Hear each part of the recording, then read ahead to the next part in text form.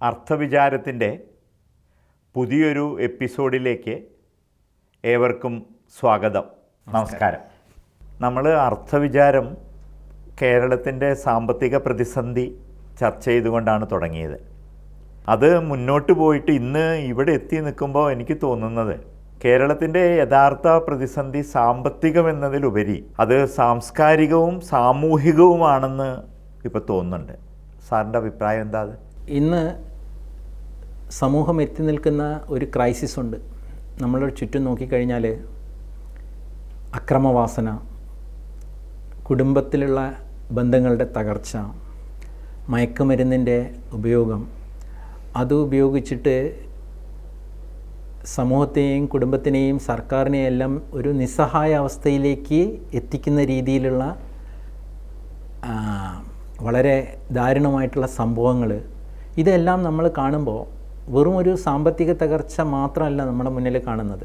നമ്മൾ അതിനോടുകൂടി സാമൂഹികവും സാംസ്കാരികവുമായിട്ടുള്ള ഒരു തകർച്ച കൂടി കാണുന്നുണ്ട്. ഇതൊന്നും തന്നെ ഒറ്റപ്പെട്ട ഒരു കമ്പാർട്ട്മെൻറ്റുകളല്ല, ഇതെല്ലാം പരസ്പരം ബന്ധപ്പെട്ടതാണ്. ഇവിടെയൊക്കെ നമുക്ക് കാണാൻ പറ്റുന്നൊരു കാര്യം എന്ത് കഴിഞ്ഞാൽ ഒരു മൂല്യനിരാസത്തിൻ്റെ പ്രശ്നം ഇവിടെയുണ്ട്. നമ്മൾ നിലനിൽക്കുന്ന സ്ഥാപനങ്ങൾ, മൂല്യങ്ങളെ ഒക്കെ നമുക്ക് തകർക്കാൻ എളുപ്പമാണ്, ചോദ്യം ചെയ്യാനും തകർക്കാൻ എളുപ്പമാണ്. പക്ഷേ അതിന് പകരം നിൽക്കാനുള്ളത് കൊണ്ടുവരിക എന്നുള്ളത് വലിയൊരു വെല്ലുവിളിയാണ്. അത് കൊണ്ടുവരാൻ പറ്റാത്ത ആൾക്കാർ അതിനെ തകർക്കാൻ ശ്രമിക്കുമ്പോൾ അവർ സമൂഹത്തിലുണ്ടാക്കുന്ന ഛിദ്രം, ആ ഛിദ്രം ആണ് ഈ അവസ്ഥയ്ക്കുള്ള കാരണം. ഇപ്പോൾ ഉദാഹരണത്തിന് നമ്മുടെ വിദ്യാഭ്യാസ സമ്പ്രദായത്തിൻ്റെ തകർച്ച നമ്മളിപ്പോൾ പറയുകയുണ്ടായി. നമ്മുടെ സ്ഥാപനങ്ങളുടെ എല്ലാം നിലവാര തകർച്ച നമുക്ക് ചുറ്റും നോക്കിയാൽ കാണാൻ പറ്റുന്നതാണ്. ഇതിനെല്ലാം കാരണമായിട്ടുള്ള നടപടികൾ ഇതൊന്നും ഒരു ദിവസം പെട്ടെന്നുണ്ടായിട്ടുള്ളതല്ല. നമ്മൾ ഈ പറഞ്ഞിരിക്കുന്ന കഴിഞ്ഞ പതിറ്റാണ്ടുകളായിട്ട് തുടർന്നു പോന്നിരുന്ന നയപരിപാടികളുടെ എല്ലാം ഒരു ഫലമായിട്ട് അന്തിമമായിട്ട് എത്തിച്ചേർന്നിരിക്കുന്ന ഒരു സ്ഥിതിവിശേഷമാണ്. അല്ലാതെ ഒടുക്കം ഇരുന്നവൻ കട്ടിലൊടിച്ചു എന്ന് പറയുന്നത് പോലെ സംഭവിച്ചൊരു കാര്യമല്ല അത്. ഇപ്പോൾ ഉദാഹരണത്തിന് ഇന്ന് 20 വയസ്സിലുള്ള തലമുറയെപ്പറ്റി നമ്മൾ വളരെയധികം വ്യാകുലരാണ്. അവരുടെ മയക്കുമരുന്നിൻ്റെ ഉപയോഗമായാലും ശരി, അവർ അധ്യാപകരോ രക്ഷിതാക്കളോ അവരുടെ നന്മയ്ക്ക് വേണ്ടി പറയുന്ന കാര്യങ്ങൾ പോലും അവർക്ക് സ്വീകരിക്കാനുള്ള വിമുഖതയായാലും ശരി, അവർ കാണിക്കുന്ന അക്രമങ്ങളായാലും ശരി. പക്ഷേ നമ്മളൊരു 20 വർഷം മുമ്പത്തേക്ക് പോകുമ്പോൾ അന്നാണ് നമ്മുടെ വിദ്യാഭ്യാസ സമ്പ്രദായത്തിൽ ഒരു വലിയ ഒരു മാറ്റം, വലിയ വിപ്ലവകരമാണ് എന്ന് പറഞ്ഞ് കൊണ്ടുവന്നത്. അന്ന് DP എന്ന് പറഞ്ഞിട്ട് അതുവരെ വിദ്യാഭ്യാസ സമ്പ്രദായത്തിലുണ്ടായിരുന്ന മൂല്യങ്ങളെ മുഴുവൻ അതിൽ നിന്ന് മാറ്റിക്കൊണ്ടുള്ള ഒരു പുതിയ മെത്തേഡാണ് അന്ന് കൊണ്ടുവന്നത്. അന്ന് കൊണ്ടുവന്നപ്പോൾ ഉദാഹരണത്തിന് ഞാനിപ്പോൾ ഓർക്കുകയാണ്, നമ്മളൊക്കെ പഠിക്കുന്ന കാലത്ത് ഞാനൊരു കഥ ഓർക്കുകയാണ്. മഹാഭാരതത്തിലുള്ള ഒരു കഥ സ്കൂളിൽ നമുക്ക് പഠിക്കാനുണ്ടായിരുന്നു. ഈ യുദ്ധമെല്ലാം കഴിഞ്ഞ് ധർമ്മപുത്രർ രാജാവായിട്ട് വാഴുന്നു. കുറച്ച് കഴിഞ്ഞപ്പോൾ ധൃതരാഷ്ട്രക്കും ഗാന്ധാരിക്കും ആഗ്രഹം, അവർക്ക് വാനപ്രസ്ഥത്തിന് പോകണം. വാനപ്രസ്ഥത്തിന് പോകുന്നതിന് മുന്നേ വലിയ തോതിൽ യാഗം നടത്തിയിട്ട് ദാനധർമ്മങ്ങൾ ചെയ്ത് ജനങ്ങളെ മുഴുവൻ സംപ്രീതരാക്കിയിട്ട് അതിൻ്റെ പുണ്യമായിട്ട് വാനപ്രസ്ഥത്തിന് പോകണമെന്നാണ് അവരുടെ ആഗ്രഹം. അതാണ് അല്ലെങ്കിൽ നടപ്പ്. ഓരോ രാജാക്കന്മാരും വാനപ്രസ്ഥത്തിന് പോകുമ്പോൾ ഏറ്റവും കൂടുതൽ ദാനധർമ്മങ്ങൾ ചെയ്യുക എന്നുള്ളതാണ് അതൊരു വെൽത്ത് റീഡിസ്ട്രിബ്യൂഷൻ കൂടിയാണ് സമൂഹത്തിലേക്കുള്ള. അപ്പോൾ അങ്ങനെ ചെയ്യാനുള്ള അവസരങ്ങൾ വളരെയധികം ആരുണ്ടാക്കി? ധർമ്മപുത്രർ എല്ലാ പഴയ കാര്യങ്ങളും മറന്നുകൊണ്ട് തൻ്റെ അച്ഛനെയും അമ്മയുടെ സ്ഥാനത്താണ് ആരെ കണ്ടിരുന്നത്? ധൃതരാഷ്ട്രയെയും ഗാന്ധാരിയെയും കണ്ടിരുന്നത്. അപ്പോൾ അവർ ആ ആഗ്രഹം പ്രകടിപ്പിച്ച സമയത്തും അതിനുള്ള കൈ അയച്ചിട്ടുള്ള കാര്യങ്ങൾ അദ്ദേഹം രാജപിതാവാണ് എന്നുള്ള രീതിയിൽ തന്നെ ചെയ്ത് ദാനധർമ്മങ്ങളെല്ലാം ചെയ്ത് സംപ്രീതരായിട്ട് അവർ പോവുകയാണ്. അവർ പോകുമ്പോൾ അനുയാത്ര ചെയ്യുകയാണ് നഗരപരിധി വരെ, ധർമ്മപുത്രനും പാണ്ഡവരും കുന്തിദേവിയൊക്കെ. അവിടുന്ന് യാത്ര പറഞ്ഞ് തിരിയുമ്പോഴാണ് മനസ്സിലായത് കുന്തിദേവി മടങ്ങിപ്പോരാൻ ഉദ്ദേശിക്കുന്നില്ല, അവർ ധൃതരാഷ്ട്രയുടെയും ഗാന്ധാരിയുടെയും കൂടെ വനത്തിലേക്ക് പോവുകയാണ് എന്നുള്ളത്. അത് പാണ്ഡവരെ സംബന്ധിച്ചിടത്തോളം വലിയൊരു ഷോക്കായിരുന്നു. അവർക്കത് ഒരിക്കലും അംഗീകരിക്കാനോ സ്വീകരിക്കാനോ പറ്റുമായിരുന്നില്ല.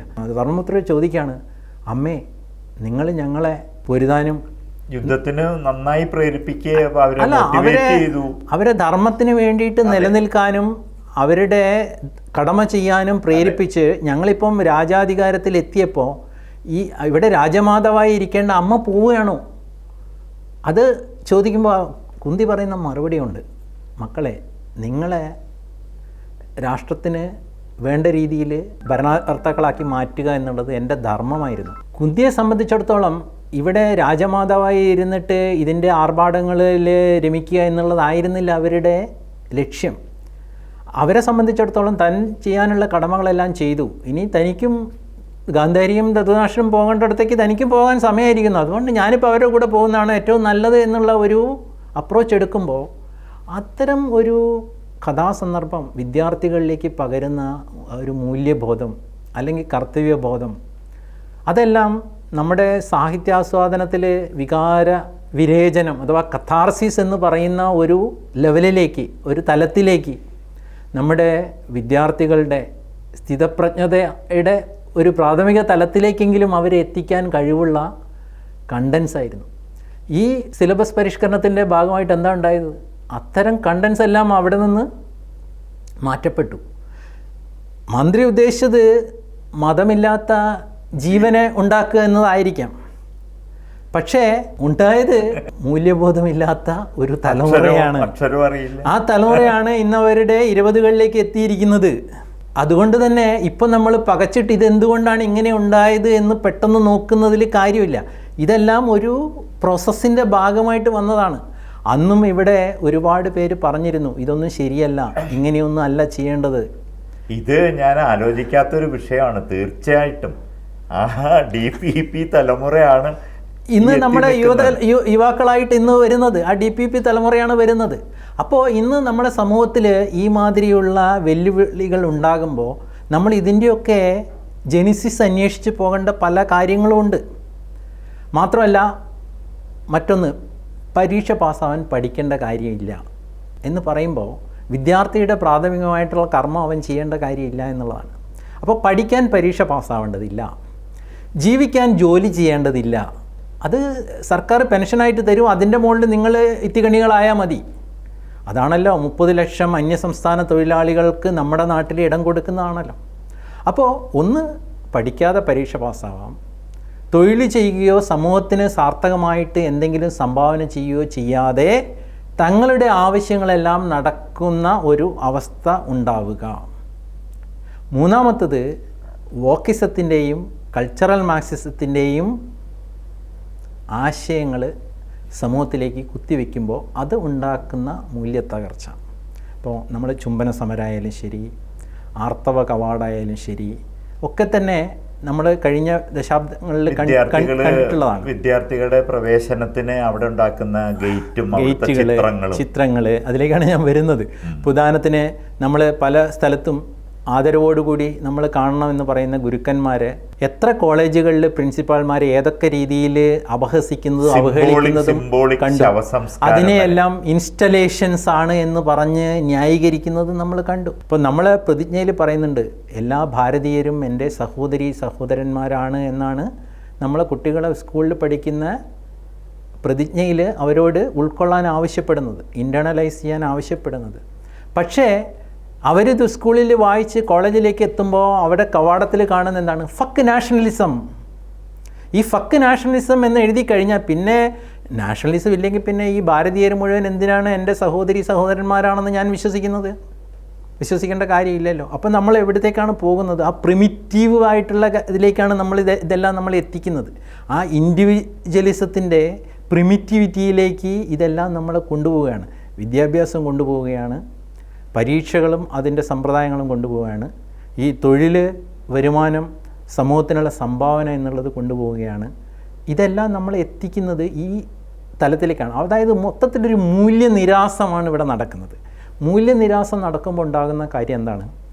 നമ്മൾ നിലവിലിരിക്കുന്ന മൂല്യങ്ങളെയും സ്ഥാപനങ്ങളെയും എല്ലാം തകർക്കുമ്പോൾ നമുക്കതിൽ മെച്ചപ്പെട്ട ഒന്ന് കൊടുക്കാൻ കഴിയണം.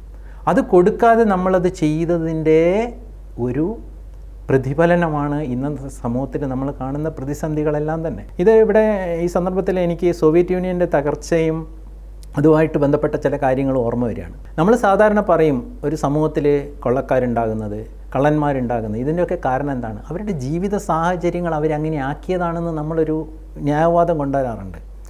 സോവിയറ്റ് യൂണിയൻ തകരുന്ന സമയത്ത് അവിടുത്തെ യുവതലമുറ എപ്പോൾ ജനിച്ചവരും വളർന്നവരുമായിരുന്നു. സ്റ്റാലിൻ്റെയോ ക്രൂഷ്ചേവിൻ്റെയോ കാലത്ത് ജനിച്ച് അന്നത്തെ ഏറ്റവും ഐഡിയലായിട്ടുള്ള കമ്മ്യൂണിസ്റ്റ് വ്യവസ്ഥയിൽ വളർന്ന് വിദ്യാഭ്യാസം കിട്ടിയ തലമുറയായിരുന്നു. കമ്മ്യൂണിസത്തിൻ്റെ ആ ഒരു പുറന്തോട് അഴിഞ്ഞു വീണപ്പോൾ അവിടെ മാഫിയകളായിട്ട് ആറാടിയത് സോവിയറ്റ് യൂണിയനിൽ. എന്തുകൊണ്ട് അവർക്ക് ആ ഒരു ഭരണകൂടത്തിൻ്റെ പിടി വിട്ടപ്പോൾ ഇങ്ങനെ ഒരു അരാജകത്വത്തിലേക്ക് അവർ വഴുതി മാറി? എന്ത് മൂല്യങ്ങളായി അവരിൽ? ബൂർഷാ മൂല്യങ്ങളോ ജന്മിത്ത മൂല്യങ്ങളോ ഫ്യൂഡലിസ്റ്റ് മൂല്യങ്ങളോ ഈ കമ്മ്യൂണിസ്റ്റ് വ്യവസ്ഥയിലെ വിദ്യാഭ്യാസവും സമൂഹവും പകർന്നു കൊടുത്തിരുന്ന അതായിരുന്നു. അതൊന്നും അല്ലായിരുന്നെങ്കിൽ എന്തുകൊണ്ട് അവർ ആ സന്ദർഭത്തിൽ അവിടെ മാഫിയകളുടെ അരാജകത്വം വന്നു? എന്തുകൊണ്ട് റഷ്യൻ പെൺകുട്ടികൾ സിംഗപ്പൂരും ഡൽഹിയിലും ബഹ്റിനിലും പാരീസിലും പോയിട്ട് അവരുടെ ശരീരം വിൽക്കേണ്ട ഒരവസ്ഥയിലേക്ക് അവർ എത്തിച്ചേർന്നു? ഇത് നമ്മളെ സംബന്ധിച്ചിടത്തോളം ചിന്ത അർഹിക്കുന്നതാണ്. രംഗനാനന്ദ സ്വാമികളുടെ ഒരു പുസ്തകമുണ്ട്, സാറ് എല്ലാവർക്കും അറിയുന്ന പുസ്തകമാണ്, eternal values for a changing society എന്ന് പറഞ്ഞിട്ട്.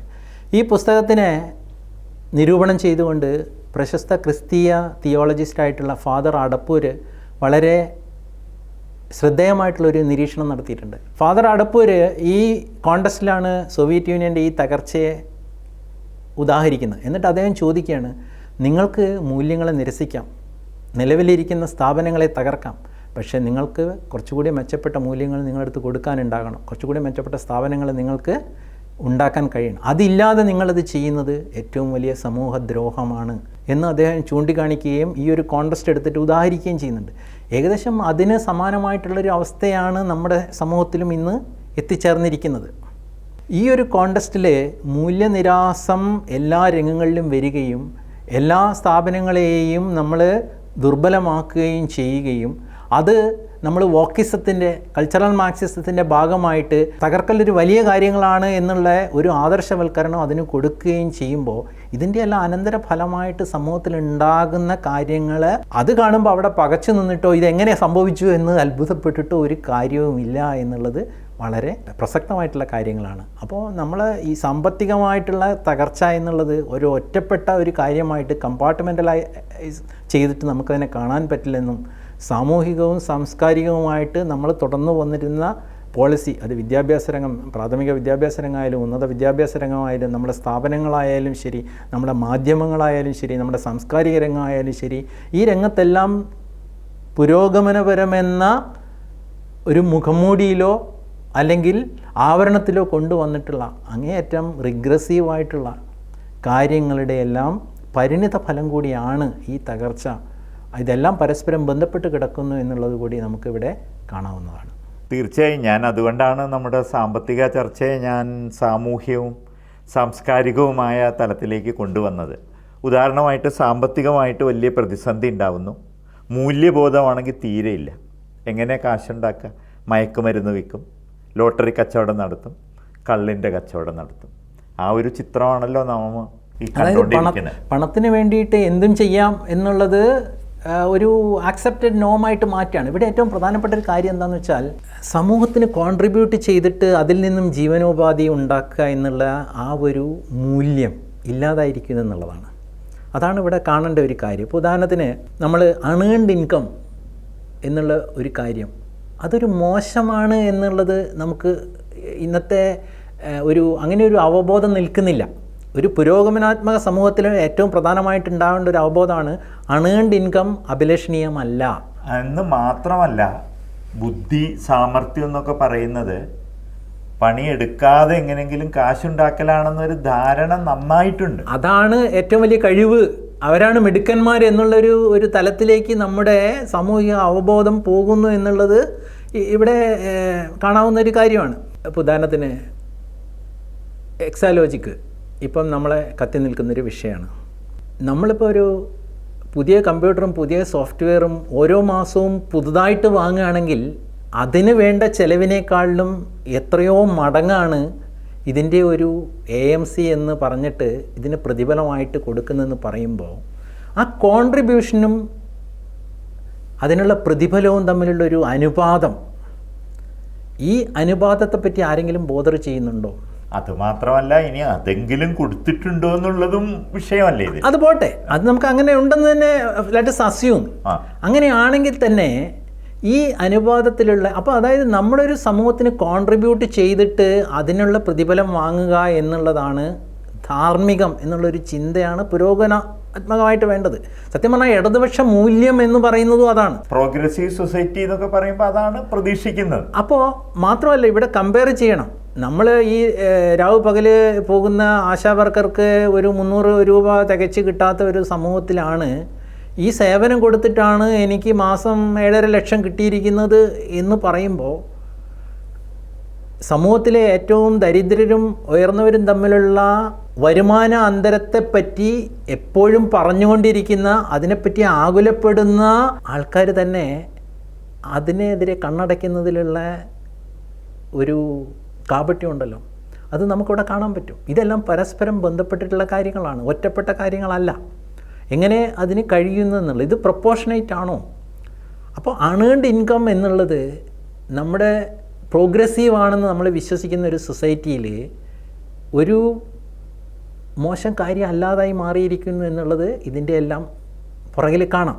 അപ്പോൾ ഈ മൂല്യനിരാസത്തിൻ്റെ എല്ലാം ഫലമാണ് ഇങ്ങനെ സംഭവിക്കുന്നത്. ഇപ്പോൾ വിദ്യാഭ്യാസത്തിൻ്റെ തകർച്ച, സ്ഥാപനങ്ങളുടെ തകർച്ച, ഈ വോക്കിസം, കൾച്ചറൽ മാർക്സിസം, ഇതെല്ലാം ഉണ്ടാക്കുന്ന ഇമ്പാക്റ്റ്, അതിൻ്റെ പ്രായോഗികമായിട്ടുള്ള കാര്യങ്ങളെപ്പറ്റി ഞാൻ നേരത്തെ സൂചിപ്പിച്ചു, വീണ്ടും അതിലേക്ക് വരുന്നില്ല. ഇപ്പോൾ ഉദാഹരണത്തിന് മറ്റൊരു കാര്യം നമുക്ക് നോക്കാം. മുഖ്യമന്ത്രി പറയുന്നു ആ PV ഞാനല്ല, അദ്ദേഹം നമ്മുടെ സംസ്ഥാനത്തിൻ്റെ പൊതുസ്വത്തിൻ്റെ എല്ലാം കസ്റ്റോഡിയനാണ്. ഈ കരിമണൽ കമ്പനി എന്ന് പറയുന്നത് കേരളത്തിലെ ഒരു പൊതുമേഖലാ സ്ഥാപനമായിട്ടുള്ള KSIDCക്ക് ഓഹരി പങ്കാളിത്തമുള്ള ഒരു സ്ഥാപനമാണ്. അത് എഫിഷ്യൻ്റായിട്ടും സത്യസന്ധമായിട്ടും വർക്ക് ചെയ്തിട്ട് അതിൻ്റെ ഡിവിഡൻഡ് KSIDCയിലേക്കും KSIDCയിലൂടെ അത് കേരളത്തിൻ്റെ പൊതുഖജനാവിലേക്കും എത്തേണ്ടതാണ്. അത് കൃത്യമായി എത്തുന്നുണ്ട് എന്ന് ഉറപ്പുവരുത്തേണ്ട ആളാണ് ആര്? മുഖ്യമന്ത്രി. അപ്പോൾ അദ്ദേഹത്തിന് ആ PV ഞാനല്ല എന്ന് പറഞ്ഞിരുന്നാൽ മതിയോ? ആ PV ആരാണ് എന്ന് അന്വേഷിക്കുകയും അത് കണ്ടെത്തുകയും അത് എന്തുകൊണ്ട് അങ്ങനെ പോയി എന്ന് ചോദ്യം ഉന്നയിക്കുകയും അത് ഇവിടെ വരുന്നുണ്ട് എന്ന്, പ്രത്യേകിച്ചും സാമ്പത്തിക പ്രതിസന്ധിയുടേതായിട്ടുള്ളൊരു പശ്ചാത്തലത്തിൽ സംസ്ഥാനം പോകുമ്പോൾ ഈ കിട്ടേണ്ട വരുമാനമൊക്കെ സംസ്ഥാനത്തിന് കിട്ടുന്നു എന്ന് ഉറപ്പുവരുത്തേണ്ട മുഖ്യമന്ത്രി ചോദിക്കേണ്ട കാര്യമല്ലേ? ഇത് PV മാത്രമല്ല, ആർക്കൊക്കെ അത് പോയോ, എങ്ങനെ അത് പോയി, എന്തുകൊണ്ട് അതിൻ്റെ ന്യായമായ വിഹിതം KSIDCക്കും അതുവഴി പ്രതിസന്ധിയിലായിരിക്കുന്ന ഈ സംസ്ഥാന ഖജനാവിലേക്കും എത്തിയില്ല എന്ന് അന്വേഷിക്കുകയും അത് ഉറപ്പുവരുത്തുകയും അതിന് നടപടികൾ എടുക്കുകയും ചെയ്യേണ്ട മുഖ്യമന്ത്രിക്ക് എങ്ങനെ ആ PV ഞാനല്ല എന്ന് പറഞ്ഞ് ഒഴിയാൻ കഴിയും? ഇനി അതൊരു വശം. രണ്ടാമത്തത്, ഈ കരിമണൽ എന്ന് പറഞ്ഞാൽ കേരളത്തിൻ്റെ ഒരു ട്രഷറാണത്. അത് ആ ട്രഷർ രാഷ്ട്രത്തിന്റെ തന്നെ സ്വത്താണത്. അത് എങ്ങനെ സമൂഹത്തിന് ഏറ്റവും പ്രയോജനകരമായിട്ടുള്ള രീതിയിൽ വരുന്നു, അല്ലെങ്കിൽ അതിൻ്റെ മാക്സിമം ബെനിഫിറ്റ് സമൂഹത്തിന്, സംസ്ഥാനത്തിന് കിട്ടുന്നു എന്ന് ഉറപ്പുവരുത്തേണ്ട ആള് ഇതൊന്നും കണ്ടില്ല കേട്ടില്ല, ഞാൻ മാവിലായിക്കാരനാണെന്ന് എങ്ങനെ അദ്ദേഹത്തിന് ഇരിക്കാൻ പറ്റും എന്നുള്ളത് അതും ഈ പറഞ്ഞിരിക്കുന്ന മൂല്യ തകർച്ചയുടെ ആണ്. അപ്പോൾ ആണ് ഉത്തരവാദിത്വമുണ്ട്. അപ്പോൾ ഇതെല്ലാം തന്നെ കാണിക്കുന്നത് നമ്മളൊരു പ്രോഗ്രസീവ് സൊസൈറ്റിയാണ് എന്ന് നമ്മൾ നടത്തുന്ന അവകാശവാദം എത്രത്തോളം പൊള്ളയാണ് എന്നുള്ളതാണ് ഇവിടെയൊക്കെ നമുക്ക് കാണാൻ പറ്റുന്നത്. ഒരു സമൂഹത്തിൽ എല്ലാവരും എടുക്കുന്നതിലേറെ കൊടുക്കുകയാണെങ്കിൽ ആ സമൂഹം സമ്പന്നമാകും. എല്ലാവരും കൂടുതൽ എടുക്കുകയും കുറച്ച് കൊടുക്കുകയും ചെയ്യുകയാണെങ്കിൽ ആ സമൂഹം ദരിദ്രമാകും. ഇത് വളരെ ലളിതമായിട്ടുള്ള ഒരു കാര്യമാണ്. ഇതുകൊണ്ടാണ് നമ്മുടെ മൂല്യവ്യവസ്ഥയിൽ തേന തെക്തേന ഭുഞ്ചിത എന്ന് നമ്മൾ ആദ്യത്തെ ശ്ലോകം. അപ്പോൾ അത്തരം വളരെ സമൂഹത്തെ സംബന്ധിച്ചിടത്തോളം പ്രസക്തമായിട്ടുള്ള പുരോഗമനപരമായിട്ടുള്ള ആശയങ്ങളെ നമ്മൾ തമസ്കരിക്കുകയും അതേസമയം മെച്ചപ്പെട്ട എന്തെങ്കിലും അവിടെ പകരം വെക്കുന്നതിന് പകരം പുരോഗമനാത്മകയുടെ മറവിൽ ഈ മാതിരി അങ്ങേയറ്റം റിഗ്രസീവായിട്ടുള്ള ചിന്താഗതി സമൂഹത്തിൽ പരക്കുകയും ചെയ്യുമ്പോൾ ഇത്തരം ഒരു തകർച്ച എന്നുള്ളത് വളരെ സ്വാഭാവികമാണ് എന്നുള്ളത് നമുക്ക് കാണാൻ പറ്റും. അദ്ദേഹം ഒരു കസ്റ്റോഡിയൻ ഓഫ് പബ്ലിക് മണി കൂടിയാണ്. അപ്പോൾ KSIDCയിലൂടെ പ്രത്യക്ഷമായിട്ട് വരേണ്ടതായാലും ശരി, അത് ഉറപ്പുവരുത്തുന്നതും അതേപോലെ കരിമണൽ എന്നുള്ള രാഷ്ട്രത്തിൻ്റെ സ്വത്ത്, പ്രത്യേകിച്ച് നമുക്കിവിടെ ഇന്ത്യൻ റെയർ എർത്ത്സ് പോലെയുള്ള പൊതുമേഖലാ സ്ഥാപനങ്ങളുണ്ട്. എന്തുകൊണ്ട് അവർക്ക് ിലൂടെ നമുക്ക് ഇതിനെ പ്രയോജനപ്പെടുത്താൻ പറ്റുന്നില്ല എന്നുള്ള ഒരു ചർച്ചയും ഇതിൻ്റെ ഒന്നും ഭാഗമായിട്ട് നടക്കുന്നില്ല. ഇതൊക്കെ ചില സ്വകാര്യ വ്യക്തികൾക്ക് ഡൈവേർട്ട് ചെയ്ത് കൊണ്ടുപോകാനും അതിൽ നിന്ന് ലാഭം ഉണ്ടാക്കാനും ആ ലാഭത്തിൻ്റെ പങ്ക് രാഷ്ട്രീയ പാർട്ടികളിലേക്ക് ഞാൻ നേരത്തെ പറഞ്ഞ ആ ഒരു അടവ് നയത്തിൻ്റെ പ്രത്യക്ഷമായിട്ടുള്ള ഉദാഹരണങ്ങളാണിതൊക്കെ. രാഷ്ട്രീയം അടവ് നയത്തേക്ക് വരികയും അത് സാമ്പത്തിക രംഗത്തേക്ക് കൂടി വ്യാപിക്കുകയും ചെയ്തതിൻ്റെ പ്രത്യക്ഷ ഉദാഹരണങ്ങളായിട്ടാണ് നമുക്കിതിനൊക്കെ കാണാൻ പറ്റും. വളരെ ഉദാത്തമായ ആശയങ്ങളുമായിട്ട് വന്ന ഒരു പ്രസ്ഥാനം, ഇത്തരത്തിൽ അപജയം ആ പ്രസ്ഥാനത്തിന് ഉണ്ടാവുക മാത്രമല്ല, ആ ആശയങ്ങൾ സ്വീകരിച്ച സമൂഹത്തിന് മുഴുവൻ തകർച്ചയുണ്ടാവുക, ഇതിൻ്റെയൊക്കെ കാര്യം ഒരു ഗൗരവമായ ചർച്ച ഇവിടെ ഉണ്ടാവേണ്ടതല്ലേ ഈ കാര്യങ്ങളിൽ? ഇവിടെ നമ്മൾ ശ്രദ്ധിക്കേണ്ട ഒരു കാര്യം എന്താണെന്ന് വെച്ചാൽ, മാർക്സിസം എന്നുള്ളത് 18-ാം നൂറ്റാണ്ട് 19-ാം നൂറ്റാണ്ട് കാലഘട്ടത്തിൽ അന്ന് യൂറോപ്പിൽ അവൈലബിൾ ആയിരുന്ന ഒരു ജ്ഞാനവ്യവസ്ഥയുടെ മാത്രം പശ്ചാത്തലത്തിൽ രൂപപ്പെട്ട ഒരു പ്രത്യയശാസ്ത്രമാണ്. അതിന് ഇന്ത്യയിലോ ചൈനയിലോ ജപ്പാനിലോ ഇന്തോനേഷ്യയിലോ ഒക്കെ ഉണ്ടായിരുന്ന ആയിരക്കണക്കിന് വർഷം പഴക്കമുള്ള ഒരു ജ്ഞാനവ്യവസ്ഥയായിട്ട് അല്ലെങ്കിൽ ഒരു ഓറിയൻ്റൽ നോളജ് സിസ്റ്റമായിട്ടുള്ള എക്സ്പോഷർ പോലും വളരെ പരിമിതമായിരുന്നു. ഇനി ഈ 20-ാം നൂറ്റാണ്ടിൽ 21-ാം നൂറ്റാണ്ടിലും ഒക്കെ ഉണ്ടായിട്ടുള്ള വിജ്ഞാന വിസ്ഫോടനം പല മേഖലകളിൽ, ഇപ്പോൾ സാമ്പത്തിക ശാസ്ത്രം തന്നെ എത്രയധികം പോയി കനീഷ്യൻ എക്കണോമിക്സിലേക്കും ക്ലാസിക്കൽ എക്കണോമിക്സിലേക്കും ഒക്കെ വന്നിട്ട് ഇന്നത് ബിഹേവിയർ എക്കണോമിക്സിലെത്തി നിൽക്കുകയാണ്. ഇതിൻ്റെ ഒന്നും അറിവിൻ്റെ പശ്ചാത്തലത്തിലല്ല മാർക്സിസത്തിൻ്റെ രാഷ്ട്രീയ പ്രത്യയശാസ്ത്രമോ സാമ്പത്തിക പ്രത്യയശാസ്ത്രമോ ഉണ്ടാക്കിയിട്ടുള്ളത്. ഇനി മനഃശാസ്ത്രം എന്നുള്ളത്, മനഃശാസ്ത്രം ഈ കാലഘട്ടത്തിൽ ഒട്ടും തന്നെ വെസ്റ്റേൺ സൈക്കോളജി വികസിച്ചിട്ടുണ്ടായിരുന്നില്ല. അതേസമയം കഴിഞ്ഞ ഒരു 50-70 കൊല്ലത്തോളം ആയിട്ട് മനഃശാസ്ത്ര രംഗത്തുണ്ടായിട്ടുള്ള വികാസം, അത് ഇൻഡിവിജ്വൽ ലെവലായാലും ശരി, ഓർഗനൈസേഷണൽ ബിഹേവിയറൽ, ഓർഗനൈസേഷൻ ഡെവലപ്മെൻറ്റ്, ഈ രംഗങ്ങളിലുണ്ടായിട്ടുള്ള വികാസം, അതിന് കണ്ടുപിടിക്കപ്പെട്ടിട്ടുള്ള സങ്കേതങ്ങൾ, ഇതിൻ്റെ ഒന്നും പശ്ചാത്തലം എന്തിനില്ല? മാർക്സിസത്തിനില്ല, അല്ലെങ്കിൽ അതിൻ്റെ സാമ്പത്തിക ശാസ്ത്രത്തിനോ രാഷ്ട്രീയ തത്വശാസ്ത്രത്തിനോ ഇല്ല. ഇന്നിപ്പോൾ ഈഗോ സ്റ്റേറ്റ്സ്, നമ്മുടെ ചോയ്സസ്, ഒരു വ്യക്തിയുടെ ചോയ്സസ്, അതിൽ ഈഗോ സ്റ്റേറ്റ്സിനുള്ള കോൺട്രിബ്യൂഷൻ എന്താണ്? ഇപ്പോൾ പാരൻ്റൽ ഈഗോ സ്റ്റേറ്റ് ഉണ്ട്, എഡൽട്ട് ഈഗോ സ്റ്റേറ്റ് ഉണ്ട്, ചൈൽഡ് ഈഗോ സ്റ്റേറ്റ് ഉണ്ട്. ഇതിനെല്ലാം പല അവാന്തര വിഭാഗങ്ങളുണ്ട്. ഇതെല്ലാം പോസിറ്റീവായിട്ടും നെഗറ്റീവായിട്ടും നമ്മൾ ഓരോരുത്തരും വർക്ക് ചെയ്യുന്നുണ്ട്. അതെല്ലാം നമ്മുടെ ചോയ്സസിനെ, നമ്മുടെ റെസ്പോൺസസിനെ, നമ്മുടെ ഒപ്പീനിയൻസിനെ സ്വാധീനിക്കുന്നുണ്ട്. ഇതെല്ലാം ഇന്നത്തെ മനുഷ്യന് അറിയുന്ന കാര്യമാണ്. ഇത് ഈ തത്വശാസ്ത്രം ഉണ്ടാകുമ്പോൾ ഉണ്ടായിരുന്ന ഒരു വിഷയമല്ല. അതുപോലെ തന്നെ personal values, political, aesthetic, social, theoretic, economic, religious, ഇങ്ങനെയുള്ള പേഴ്സണൽ വാല്യൂസ് എല്ലാം ഓരോ മനുഷ്യൻ്റെ മനസ്സിലും ചിലത് പ്രിഡോമിനൻ്റ് ആയിട്ടും ചിലത് ഡോർമൻ്റ് ആയിട്ടും കിടക്കുന്നു എന്നും ഇതെല്ലാം കൂടെ ഓപ്പറേറ്റ് ചെയ്യുന്നുണ്ടെന്നും അതിനനുസരിച്ചിട്ട് അവരുടെ റെസ്പോൺസസും അവരുടെ ചോയ്സസും അവരുടെ ഒപ്പീനിയൻസും അവരുടെ ബിഹേവിയറും എല്ലാം വ്യക്തിയിൽ നിന്ന് വ്യക്തിയിലേക്ക് മാറുന്നു എന്നും ഉള്ള അറിവ്, ഇതെല്ലാം ഇതിന് ശേഷം വന്നിട്ടുള്ളതാണ്. ഇതിൻ്റെയൊന്നും പശ്ചാത്തലത്തിലുള്ളൊരു പുനർവിചിന്തനം ഇവിടെ ഈ തത്വശാസ്ത്രത്തിൽ നടന്നിട്ടില്ല. അപ്പോൾ ഇതെല്ലാം എൻറിച്ച് ചെയ്യുന്ന ഒരു ആധുനിക മനുഷ്യന്, 21-ാം നൂറ്റാണ്ടിലെ ഒരു മനുഷ്യന് വേണ്ട സാമൂഹിക പശ്ചാത്തലം അല്ലെങ്കിൽ രാഷ്ട്രീയവും സൈദ്ധാന്തികവുമായിട്ടുള്ളൊരു പശ്ചാത്തലം നൽകാൻ ഈ പ്രത്യയശാസ്ത്രത്തിന് കഴിയുന്നില്ല എന്നുള്ളതുകൊണ്ടാണ് അത് ലോകം മുഴുവൻ പരാജയപ്പെട്ടിട്ടുള്ളത്. അത് അവശേഷിക്കുന്ന ഏക തുരുത്തായിട്ടുള്ളത് ഈ പ്രബുദ്ധരുടെ നാട് എന്ന് പറയുന്ന കേരളത്തിൽ മാത്രമാണ്. അപ്പം നമുക്കിത് മനസ്സിലാക്കാൻ പറ്റണം. ഇനി ഇവര് ചൈനയിൽ നിന്ന് പറയുന്നുണ്ടെങ്കിലും അവിടെ മുതലാളിത്തത്തിന്റെ പരകാഷ്ഠയാണ്. അത് മറ്റൊരു കാര്യം.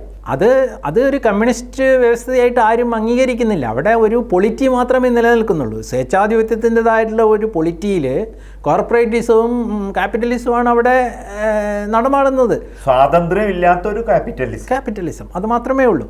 അപ്പോൾ അതുകൊണ്ടാണ് അവർ ഈ പറഞ്ഞിരിക്കുന്ന നേട്ടങ്ങളൊക്കെ ഉണ്ടാക്കിയിരിക്കുന്നത് എന്നും അതിൻ്റെ കോസ്റ്റ് വളരെ സോഷ്യൽ കോസ്റ്റും മറ്റേ കൾച്ചറൽ കോസ്റ്റും പൊളിറ്റിക്കൽ കോസ്റ്റും ഒക്കെ വളരെ ആഴത്തിലുള്ളതാണ് എന്നുള്ളത് നമുക്ക് അംഗീകരിക്കേണ്ടിയിരിക്കുന്നു. അതൊരു കാര്യം.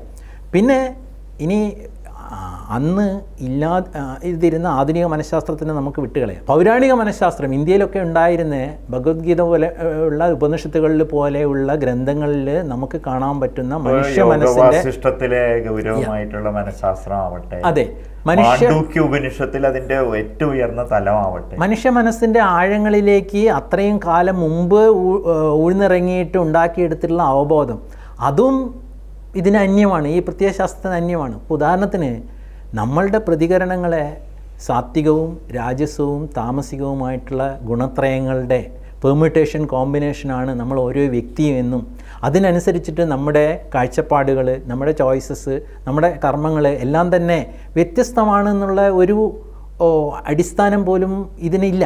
ഒരു കാര്യം നമുക്ക് നോക്കാം. നമ്മുടെ ഈ പാർട്ടിയുടെ ഏറ്റവും ഉന്നതരായിട്ടുള്ള നേതാക്കളുടെ മക്കൾ കഴിഞ്ഞ കാലത്ത് ചെയ്തിട്ട് അർത്ഥകാമങ്ങളാൽ ദുരകൊണ്ട് ചെയ്തിട്ടുള്ള പ്രവൃത്തികൾ നമ്മുടെ മുന്നിലുണ്ട്. ഇതിലും മോശമായിട്ടുള്ള ഒരു കാര്യവും ഒരു ജന്മിയുടെ മകനും ഒരു ഫ്യൂഡലിസ്റ്റിൻ്റെ മകനും ഒരു ക്യാപിറ്റലിസ്റ്റിൻ്റെ മകനും എവിടെയും ചെയ്തിട്ടില്ല. ഇല്ല. അപ്പോൾ ഇതിൽ നിന്ന് മനസ്സിലാക്കേണ്ടത് ഇതൊന്നും ഏതെങ്കിലും ഒരു വ്യവസ്ഥിതയുടെയോ ഇതുപോലെ പറയുന്ന എന്തെങ്കിലും കാര്യങ്ങളുടെയോ ഫലമല്ല. നേരെ മറിച്ച് ഓരോ വ്യക്തിയുടെയും ആ ഒരു ബിൽഡപ്പ്, അദ്ദേഹത്തിൻ്റെ വ്യക്തിത്വത്തിൻ്റെ ബിൽഡപ്പ് ഇതുപോലെ ഒരു 100 കാര്യങ്ങൾ സ്വാധീനിക്കുന്നതിൻ്റെ ഫലമായിട്ടാണ്. ജന്മികളിലും നല്ല ആൾക്കാരും മോശം ആൾക്കാരും ഉണ്ടായിരിക്കും. നമ്മൾ അതിനെപ്പറ്റി പറയുമ്പോൾ ആ മോശം ആൾക്കാർ ചെയ്തതിനെ മാത്രം എടുത്തിട്ടാണ് അതിൻ്റെ പറയുന്നത്. ഇത് ഇവിടുത്തെ രീതിയിൽ പറയാതെ നമ്മൾ നോക്കിക്കഴിഞ്ഞാൽ പണ്ട് രാജാക്കന്മാർ ക്രൂരത ചെയ്തു എന്നൊക്കെ നമ്മൾ പറയാറുണ്ട്. പക്ഷേ ഈ ലോകത്ത് കമ്മ്യൂണിസ്റ്റ് നേതാക്കൾ ചെയ്ത അത്ര ക്രൂരത ആരാ ചെയ്തിട്ടുള്ളത്? ചൈനയിലും സോവിയറ്റ് യൂണിയനിലും നടന്നിട്ടുള്ള നരനായാട്ടിൻ്റെ അത്രയും മാഗ്നിറ്റ്യൂഡ് ഈ പറഞ്ഞ ഒന്നിനും ഇല്ല എന്നുള്ളത് നമുക്ക് കാണാൻ പറ്റും. അപ്പോൾ ഇതൊന്നും ഒരു പ്രത്യേക സിസ്റ്റത്തിൻ്റെ പ്രൊഡക്റ്റ് അല്ല. ഉദാഹരണത്തിന് നമ്മളെ നാട്ടിലുള്ള പോലെ ഒരു ജാതി വ്യവസ്ഥയോ ഒരു ചൂഷണ വ്യവസ്ഥയോ ഒട്ടും ഇല്ലാത്തൊരു അറേബ്യയിലെ ആടുജീവിതത്തിലെ നജീബിൻ്റെ കാര്യം എടുത്തു കഴിഞ്ഞാൽ അതിന് എന്തോ ഒരു വ്യത്യാസമുള്ളത്. അദ്ദേഹം കടന്നുപോയിട്ടുള്ള ജീവിതാവസ്ഥകൾക്ക് നേരത്തെ നമ്മൾക്ക് പരിചിതമായിട്ടുള്ള ഏറ്റവും ദയനീയവും ഏറ്റവും മനുഷ്യത്വരഹിതവുമായിട്ടുള്ള മറ്റ് ചൂഷണ വ്യവസ്ഥകളിൽ നിന്നൊരു വ്യത്യാസമില്ല. അപ്പോൾ അത് അമേരിക്കയിലെ അടിമ വ്യവസ്ഥയെ പറ്റി നമ്മൾ എടുത്തു കഴിഞ്ഞാൽ അല്ലെങ്കിൽ ചരിത്രത്തിൻ്റെ വിവിധ കാലങ്ങളിൽ ഉണ്ടായിട്ടുള്ള ആ ഒരു ഹ്യൂമൻ ടോർച്ചറുകളുടെ ഹിസ്റ്ററി എടുത്തു കഴിഞ്ഞിട്ടുണ്ടെങ്കിൽ അവിടെയെല്ലാം നമ്മൾ കാണുന്നത് ഈ പറഞ്ഞിരിക്കുന്ന സാത്വികവും രാജസവും താമസവുമായിട്ടുള്ള അവസ്ഥകളുടെ ആ ഒരു ഔട്ട്കം നിങ്ങൾ ഏത് വ്യവസ്ഥയിലായാലും ശരി അത് സംഭവിക്കുന്നു എന്നുള്ളതാണ്. അപ്പോൾ ഈ ഒരു വ്യവസ്ഥ മാറി അടുത്ത വ്യവസ്ഥയിലേക്ക് വന്നതുകൊണ്ട് ഇതിനൊന്നും മാറ്റം വരുന്നില്ല. അപ്പോൾ ഉദാഹരണത്തിന് നമ്മുടെ സിനിമാ രംഗത്ത് ഈ അടുത്ത കാലത്തായിട്ട് വെളിവാക്കപ്പെട്ടിട്ടുള്ള കാര്യങ്ങൾ ഇത് മുമ്പ് നമ്മൾ അവജ്ഞയോടുകൂടെ കാണുന്ന സമൂഹങ്ങളിൽ നിലനിന്നിരുന്നു എന്ന് പറയുന്നതിൽ നിന്ന് എന്തെങ്കിലും വ്യത്യാസമുണ്ടോ? അതൊക്കെ രൂപവും ഭാവവും മാറി പുതുതായിട്ട് ഇങ്ങനെ വരുന്നു എന്നുള്ളതാണ്. കാരണം മനുഷ്യൻ്റെ ബേസിക് ആയിട്ടുള്ള ത്വരകൾ അത് നേരത്തെ പറഞ്ഞതിലാണ്. അവൻ ഏത് വ്യവസ്ഥയിൽ ജീവിച്ചാലും ഇതെല്ലാം അടിസ്ഥാനപരമായിട്ട് അവനെ സ്വാധീനിക്കുന്ന കാര്യങ്ങളാണ്.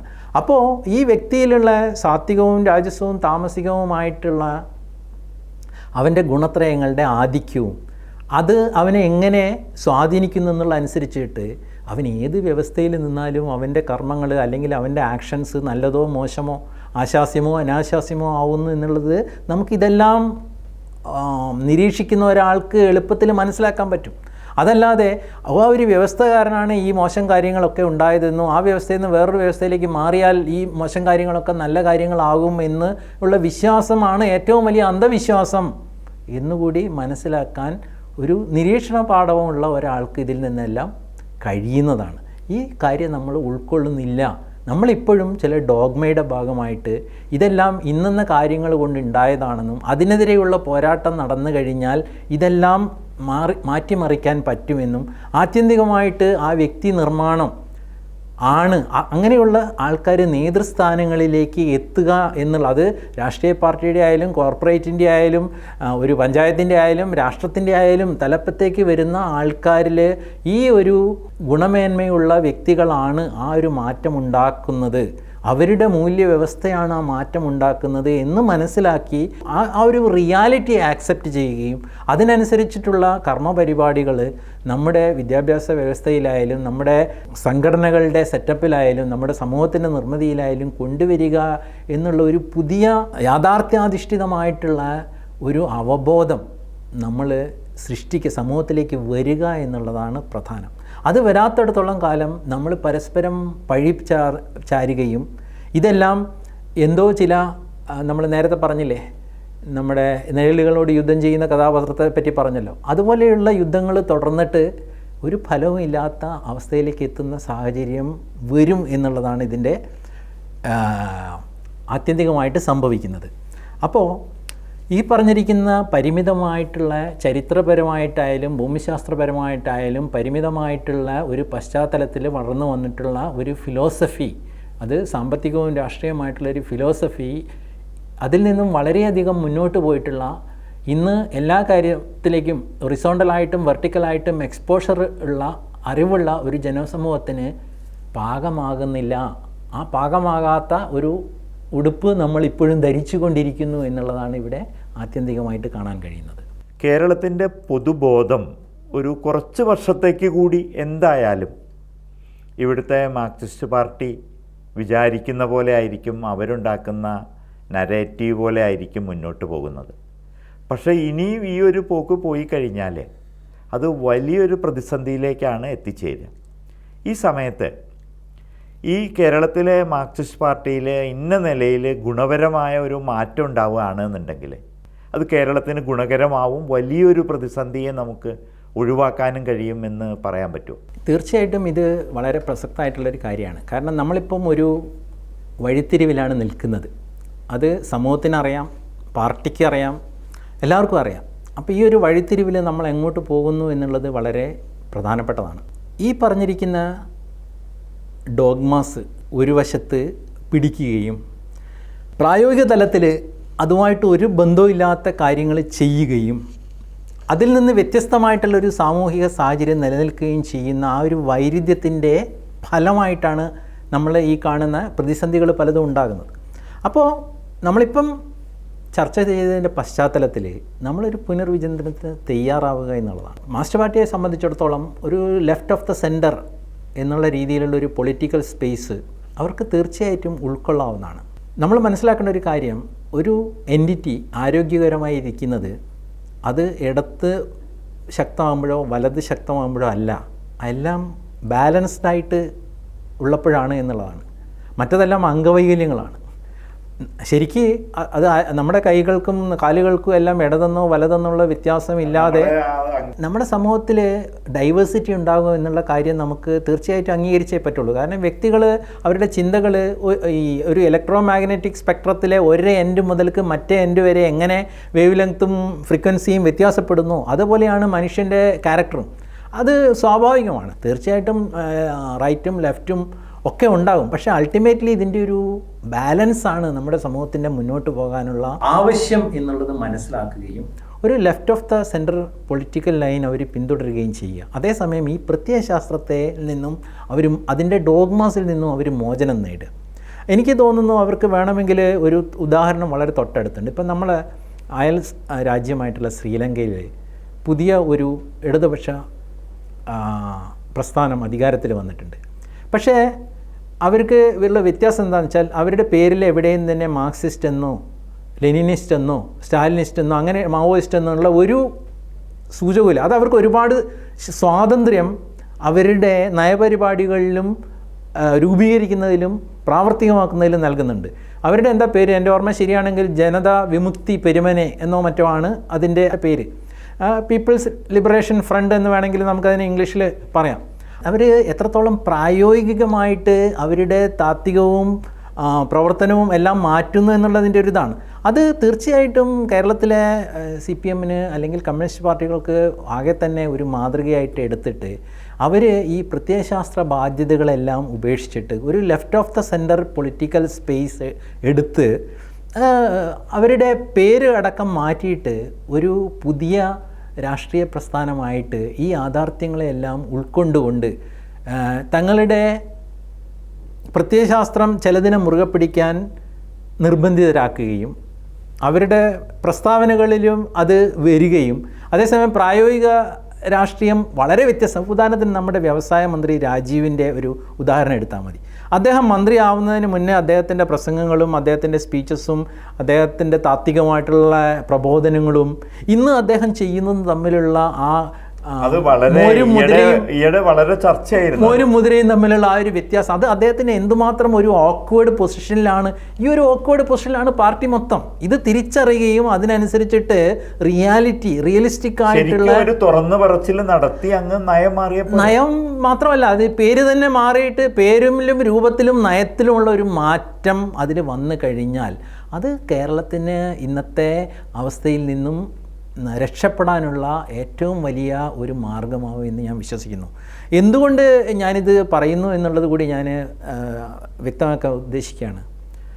നമുക്കറിയാം ത്രിപുരയിൽ പാർട്ടി തകർന്നു എന്നുള്ളത്, ബംഗാളിൽ തകർച്ച നമ്മൾ കണ്ടു. ലോകത്ത് കമ്മ്യൂണിസം അതിൻ്റെ അതേ രൂപത്തിൽ പിന്തുടരാൻ ശ്രമിച്ച സോവിയറ്റ് ബ്ലോക്കിൽ മുഴുവൻ അത് തകർന്നു. 21-ാം നൂറ്റാണ്ടിൽ വീണ്ടും തെറ്റിതിരുത്തി ഞങ്ങൾ മുന്നോട്ട് വരും എന്ന് പറഞ്ഞ സിംബാബ്വെ അല്ലെങ്കിൽ വെനിസ്വേല പോലെയുള്ള രാജ്യങ്ങൾ എന്തുമാത്രം വലിയ അരാജകത്വത്തിലേക്ക് വഴുതി വീണു. സാമ്പത്തിക മാത്രമല്ല, സാംസ്കാരികവും സാമൂഹികവുമായിട്ടുള്ള അരാജകത്വത്തിലേക്കും ജനങ്ങൾ കൊടിയ ദുരന്തത്തിലേക്കും വന്നു വീണു എന്നുള്ളതെല്ലാം നമ്മുടെ മുന്നിലുണ്ട്. അപ്പോൾ ഇതിൻ്റെ എല്ലാം പശ്ചാത്തലത്തിൽ നമ്മൾ ഇങ്ങനെയുള്ളൊരു മാറ്റം വന്നിട്ടില്ലെങ്കിൽ വളരെ ദുഃഖകരമായിട്ടുള്ള അപകടകരമായിട്ടുള്ള ചില അവസ്ഥാവിശേഷങ്ങൾക്ക് കൂടി സാധ്യതയുണ്ട്. ഒന്നാമത്തെ കാര്യം, ഈ പാർട്ടിയിൽ വളരെയധികം പ്രതീക്ഷകൾ കാണുന്ന, വിശ്വസിക്കുന്ന ഒരു വലിയ വിഭാഗം ജനങ്ങളിവിടെയുണ്ട്, സാത്വികരായിട്ട്, അവരുടെ അനുയായികളായിട്ട്. ഇപ്പോൾ എനിക്ക് അറിയാവുന്ന ഒരു ടീച്ചറുണ്ട്. ആ ടീച്ചർ എൻ്റെ ഒരു സുഹൃത്താണ്. അവർ പറയാണ്, ഞാൻ ഫ്രിഡ്ജ് വാങ്ങിച്ചിട്ടില്ല. എന്തുകൊണ്ടാണ് ഞാൻ ഫ്രിഡ്ജ് വാങ്ങിക്കാഞ്ഞത്? ഫ്രിഡ്ജ് ഇതിപ്പോൾ ഞാൻ സംസാരിക്കുന്ന കുറച്ച് വർഷങ്ങൾ മുമ്പാണ്. അതിൽ നിന്ന് വരുന്ന ഈ ഗ്യാസസ് ഒക്കെ നമ്മുടെ ഓസോൺ ലെയറിനെയൊക്കെ CFC എല്ലാം ഓസോൺ ലെയറിനെ എല്ലാം നശിപ്പിക്കുമല്ലോ. നമ്മളായിട്ട് അത് ചെയ്യുന്നത് എന്തിനാണ്? അപ്പോൾ നോക്കണം അവരുടെ ആ ഒരു ചിന്തയിലുള്ള സാത്വികത. അതുപോലെ സാത്വികരായിട്ടുള്ള ഒരു വലിയ വിഭാഗം ഇപ്പോഴും ഈ പാർട്ടീൻ്റെ പ്രതീക്ഷ അർപ്പിക്കുന്നുണ്ട്.